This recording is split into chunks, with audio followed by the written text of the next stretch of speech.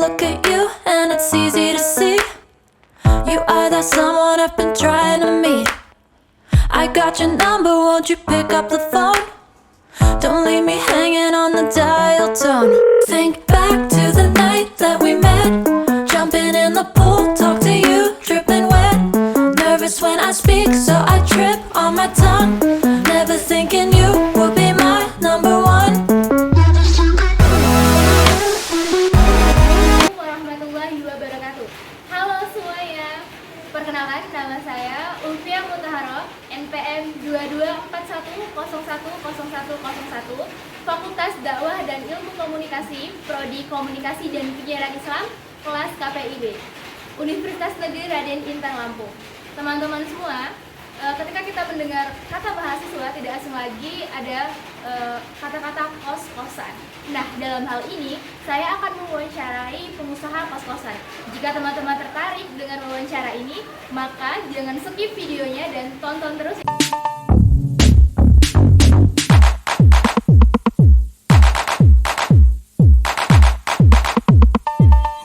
Jadi teman-teman, di samping saya sudah ada Bapak Duyana sebagai pengusaha kos-kosan. Selamat sore Bapak. Selamat sore Mbak, kami terima kasih atas kedatangan Mbak untuk kegiatan yang sekiranya wawancara mengenai kos. Silakan apa yang bisa. Sebelumnya maaf ya Pak mengganggu waktunya. Sama-sama kita saling membantu. Jadi pertanyaan pertama tuh Pak, sejak kapan sih Pak Bapak membangun kos-kosan ini?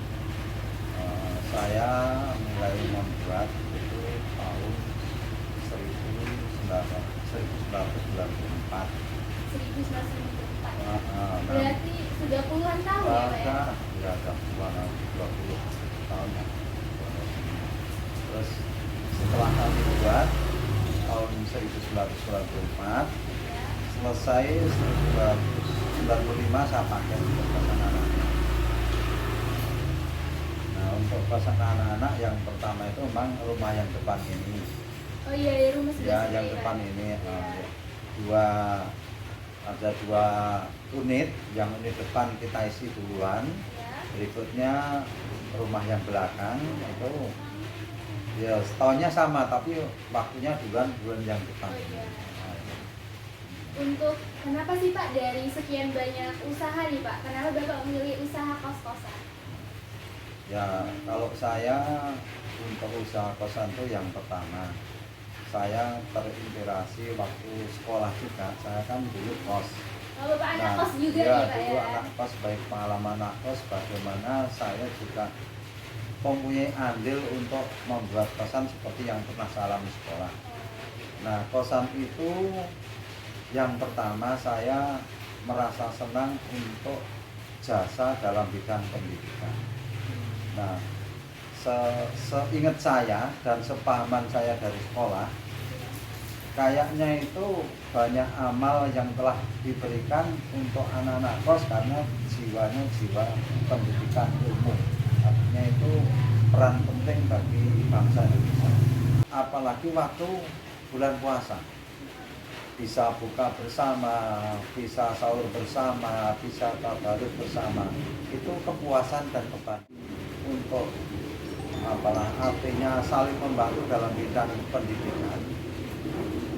Sebagai orang tua kan punya anak, jadi untuk menambah income, untuk menambah ekonomi untuk kehidupan saya dan anak-anak saya. Nah, saya juga bersyukur bahwa kosan itu memberi manfaat bagi saya dan keluarga. Maka saya terus berjuang, terus berusaha untuk mengembangkan usaha kosan. Berarti ini ya Pak, termasuk membantu pendidikan anak-anak, kemudian niatnya itu membangun amal jariah juga ya Pak, Ya, karena sholatnya betul, anak-anak betul, tadi betul. mengerjakan ibadah di Ya, kos-kosan. betul. Kemudian Pak, kalau sejauh ini ya Pak, tadi kan udah puluhan tahun nih Pak kos-kosannya berdiri. Sekarang tuh udah ada cabang kos-kosannya nggak sih Pak? Ya, sudah ada cabang kosan di dekat masjid, Jalan Masjid Al-Ikhlas. Di sebelah sana ya? Di sebelah utara, dia dekat dengan masjid. Alhamdulillah di sana banyak juga peminatnya. Jadi kalau misalkan kita hitung dari kosan ini dan kosan di sana, itu sudah ada berapa ruang kamar, Pak?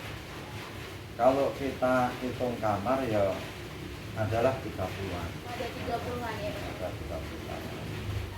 Untuk fasilitas sendiri ya, Pak, kalau misalkan ada teman-teman nih atau ini yang mau ngekos di Atiwi, Pak, itu mendapatkan fasilitas apa? Fasilitas itu diantaranya misalnya ya, itu ada dipannya, ada kasurnya, ada bantalnya, ada mejanya, ada kursinya, kemudian juga air ya terpenuhi dengan cukup, sarananya ada WiFi juga sudah disiapkan. Nah, untuk kalau misalkan fasilitas sudah bagus, kemudian ini kos-kosannya juga sudah bagus, tapi untuk sistem pembayaran kos-kosan itu bagaimana sih, Pak? Untuk pembayaran kos-kosan kalau sebelum ada pandemi itu setahun sekali dalam pembayaran, misalnya tahun ajaran baru mahasiswa misalnya bulan Agustus lah kita bayar 1 tahun. Agustus mulai berakhir juga Agustus. Tapi kalau anak man misalnya bulan Juli ya berakhir bulan Juli. Untuk tarifnya per tahunnya berapa, Pak? Per bulannya juga berapa? Nah, untuk sementara ini per tahunnya kan tadi kan ada rumah, ada kos-kosan kan beda-beda. Ya. Nah, ada yang 6 juta, ada yang 7 juta, ada yang 8 juta itu per tahunnya. Nah, kalau ada yang bulanan juga ada yang 600, ada yang 650, ada yang 700. Nah, itu tergantung apa ya, artinya kamar, tergantung kesepakatan kita sama anak-anak kos. Pak, untuk rencana ke depannya, Pak, atau beberapa tahun atau beberapa bulan ke depan nih, Bapak ada nggak rencana buat bangun kos-kosan baru atau gimana, Pak? Ya, sebetulnya rencana hal yang baik itu saya ada. Mudah-mudahan Allah mencapai keinginan saya. Ya, mudah-mudahan saya entah sebulan atau 2 bulan ingin membuat. Nah, alhamdulillah saya sudah beli, artinya rumah walaupun jelek akan saya rehab, mudah-mudahan nanti ke depan akan saya buat kosan atau asrama sesuai dengan keadaan dan kemampuan saya. Pesan-pesan buat anak kos-kosan nih, Pak, apa nih? Pesan saya, anak-anak pelajar atau mahasiswa harus mempunyai tekad awal dari rumah, menuntut ilmu dari rumah masing-masing menuju kampus atau sekolah itu harus serius, karena kepercayaan orang tua dengan orang tua itu untuk anak-anak pelajar dari jauh itu ya harus 100%, maka anak-anak harus bertanggung jawab kepercayaan orang tua terhadap dirinya, harus menuntut ilmu semaksimal mungkin. Baik itu anak-anak pelajar mahasiswa, tujuan akhir adalah selesai dengan membawa ijazah. Nah, ijazah itu mudah-mudahan bermanfaat bagi para pelajar dan mahasiswa untuk tetap hidup, bermanfaat bagi dirinya, bagi keluarga, bagi masyarakat dan seluruh bangsa Indonesia untuk mengabdi kebaikan amalnya. Jadi pesan-pesannya itu ingat tujuan awal berangkat kuliah, kemudian menjaga kepercayaan orang tua, dan capai tujuan akhir untuk wisuda ya, Pak? Iya, betul. Oke, Bapak, baik. Selamat sore, Pak. Terima kasih banyak, Pak, sudah meluangkan waktunya untuk saya wawancarai. Iya, sama-sama. Saya sebagai orang tua terhadap Mbak para mahasiswa, saya juga ikut merasa senang dan bangga bisa ketemu saya. Mudah-mudahan dengan hasil wawancara ini bisa bermanfaat untuk semua mahasiswa dan saya sebagai orang tua. Mudah-mudahan sukses semua. Assalamualaikum. Waalaikumsalam warahmatullahi I look at you and it's easy to see you are that someone I've been trying to meet. I got your number, won't you pick up the phone? Don't leave me hanging on the dial tone. Think